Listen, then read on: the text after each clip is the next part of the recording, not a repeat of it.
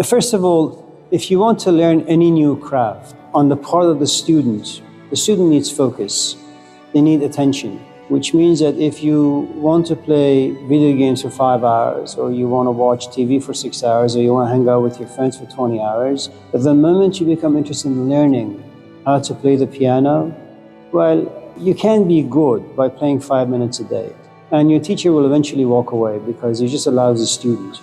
So if you want to learn any art, it doesn't really matter what it is, whether it's cooking or the piano or doing philosophy, you need to give it a good amount of space. So you need to dedicate like 5, 10, 15 hours perhaps, or maybe just 5 hours or 2 hours a day just towards that particular craft.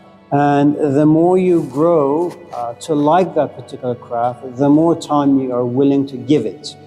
Now, what you need to understand is there are two participants in this particular game. One is the person who gives, the other is the person who receives. And sometimes you want to give, let's just say, love to your companion, but they're not in the right place to receive it. So even though you want to teach them, even though you want to give them, the kind of gates that they are in, it's just completely shut. They're not going to receive anything. So in as much as you want to give, it's going to backfire. Sometimes the other person is ready to receive, but you have nothing to give. Now, we have young teachers and we have seasoned teachers, and we have young students and we have older students. Now, what all students have in common is that they have the capacity to learn. And as long as the ideas are not hands-on, it's basically theoretical, all students are willing. You're more than willing to come to class, for example, let's just say this was what you're talking about, hypothetically speaking. You have no problem coming to class Mondays and Wednesdays and spending or giving your life to me from 9:30 until about 10:45. The moment I ask you, well, you've shown some interest and you think well and you feel well when I speak and I look at your body language, you pay attention. So why don't you come to my office every single day from like 8 in the morning till about 9. And all of a sudden you realize, well, you have to now make sacrifices. All you're willing to sacrifice is Mondays and Wednesdays from 9:30 to 10:45, not more than that. And though theoretically it sounds really exotic to be devoted to something, there are lots of people in this class who assume themselves to be ready for a long-term relationship. And they're willing to give it a shot, and they do. They go somewhere, they hang out, they have sex, they have conversations, but when things become serious, they realize they're just not ready for it. So there is the assumption of being ready and the reality of being ready. Being ready, the reality of being ready is very, very, very, very different. And one of the things that you'll discover about men is that they're more than willing to have sex, but when it comes to fatherhood, it's something they will run away from, or anything that's serious, because they're not there yet. Because women have the power of domestication. Women have the power to domesticate men. Sex has the power to domesticate men. But the man must be in the right place to say, you know what, I'm willing to be domesticated. And by that I mean you have a house and you live with the same person, you take out the trash, and there's always going to be friction between the two people. And you have to be able to have a thick skin to kind of endure the assaults that relationships create. So most men, and I suppose these days women as well, they're there for a good time, but when it comes to the difficult parts of any relationship, it's kind of dicey. Now, let me just say that all students come forth with a great amount of assumptions that they are ready to do all sorts of things, which is not true. You'll be lucky if you find a really good student, just one in your entire life. That's if you have any craft that you're good at. Now, you have young teachers and you have a little bit seasoned teachers. Young teachers, like anything that's young, it is fresh, it is consumed by hopes and dreams and fantasies. Like any 18-year-old who all of a sudden hears that he's going to be a dad. Oh, I'll be the best father this planet has ever seen. I'll go to Home Depot, buy lots of 2x4s and make a crib. I'll go to Costco and buy like steel formulas and diapers and this and that. I'll never scream. I'll never spank. I'll never whatever. I'll have like 50 jobs. Instead of living downtown Oakland, I'll save money and buy some sort of a house in the woods, Montclair, somewhere. And then the reality hits and you realize, it's not fun. After like 8 hours of work, coming home to a nagging companion and a screaming child. And little by little you realize, you like the fantasy, the reality isn't as much fun.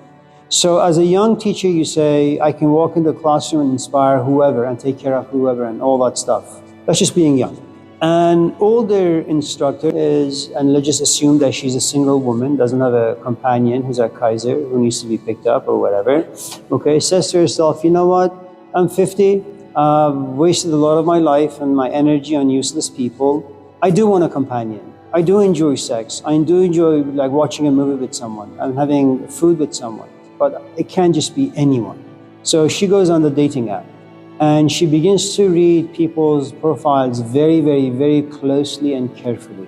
She doesn't want to go with a Satanist or an atheist. Her time for that stuff is past.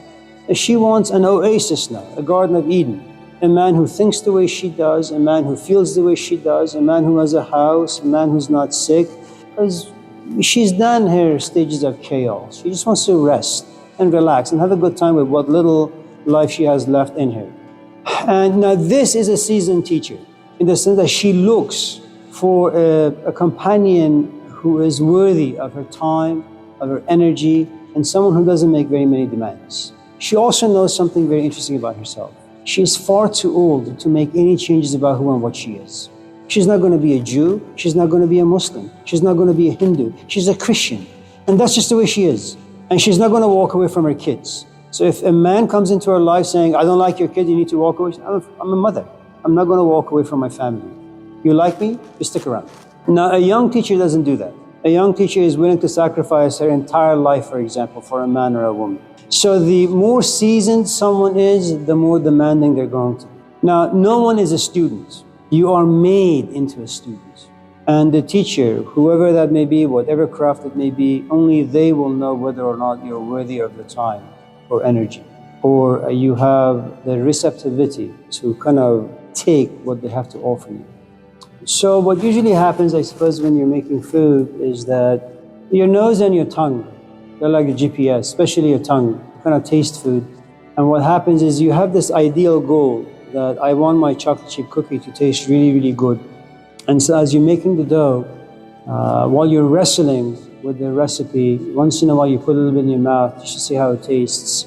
And then a signal is sent to your brain that this tastes awful. Now what usually happens is you say, damn, you know, I spent like all this money, all this time trying to make chocolate chip cookies and it tastes really, really bad. So you trash the whole thing. Now depending on your time, on your patience, on whether or not you want to give this another go, your resources, the people you're actually baking cookies for. So you say, you know what, I'm going to give this another shot. And what usually happens is while your hands are dirty, once you're in the game, what happens is there is an ideal that lives inside you and there is a reality what you have on the counter. And something about you recognizes when the ideal form has been reached. Now, if you're not making chocolate chip cookies, but you know you're not good at it, but you're sitting and watching a movie, let's just say, that has nothing to do with baking or cooking, the truth is there is nothing to wrestle with. You're just enjoying your mind. You kind of just say you're in a vegetative state. Okay? There is nothing to wrestle with. So one of the things that you need to understand is whenever you're dealing with any weaknesses that you may have, something has happened where something about you has been triggered, where you know that you're just not good at certain things and you want to become better. And that's when the wrestling comes forth. One of the best teachers who kind of was relentless in revealing to people the areas in which they were profoundly weak was a man by the name of G.I. Gurdjieff. He's an Armenian philosopher. He died in the 1940s sometime. One of the things about Gurdjieff, which you gotta just respect this man regardless of whether or not he was a charlatan and what people say about him, is that he knew that this is a very safe environment, the classroom is. You raise your hand. Can we talk about old age? Can we talk about Plato? Okay. Can we talk about slavery? Okay. Very comfortable environment, very safe. And just this intellectual game that all of us in this class kind of play with, and we walk away thinking that we've accomplished something very profound. What Gurdjieff knew is that there are different levels of understanding. There are some things you understand with your intellect. There are some things you understand with your emotions. And there are some things you understand when you're actually wrestling with the thing you assume to understand. And what happens is now your emotions come down and your intellect comes down. And the nice thing about the cult that he had, the school that he had, is through very, very practical settings. You have an intellectual book that's 800 pages. But because now it's on ground, you're wrestling with the things you were writing about, you're going to get rid of about 795 pages. Only 5 pages are worthy of keeping. And then you have the emotional parts, feelings. And through, again, practicality, you realize that about 90% of your emotions are just junk. They're just bad for you, even though they may give you pleasure. And so you only keep 10%. So good teachers make sure that you physically experience the things that you're feeling and thinking about. And then you realize that most of your thinking and feelings towards the object of attraction are just flawed. And then your weakness comes out. The thing about Gurdjieff was that he was a very coveted teacher in the 1940s and 50s. Everybody wanted to be around him. He had these magical components to him. He had this very powerful presence to him, from what the books suggest. And so people could never say no to him. He also was very proficient in understanding the Enneagram. Different people have come with different personality types of different softwares. Moses is a guy who doesn't like to feel, so he's forced to feel. Jesus is a guy who doesn't like to think, so he's forced to think. So for someone like Jesus, Gurdjieff would tell him, listen, you're telling these people to leave their parents and just come with you. What does that mean? What does that look like? Some 2,000 years ago, your parents are old, you're married, you got kids. When you tell people to walk away from their family life, but what's going to happen to the wife? What's going to happen to the kids? What's going to happen to the older parents? Who's going to take care of them? And now Jesus has to sit and think. And then what's going to happen if he thinks about this stuff a bit better, he's going to come back and say, you know what? You guys should leave your parents and follow me. However, and so one of the problems with Gurdjieff was the following. Once he revealed to you your weaknesses, he would only have you be around people who would expose your weakness. You know how you pour salt on a wound and you keep screaming? Every time you're around people who reveal to you how deficient you are, you become angry. But now you also have to work on your anger, on your frustration, irritation. And you have to make sure you don't consider these people as your enemies, but as your friends.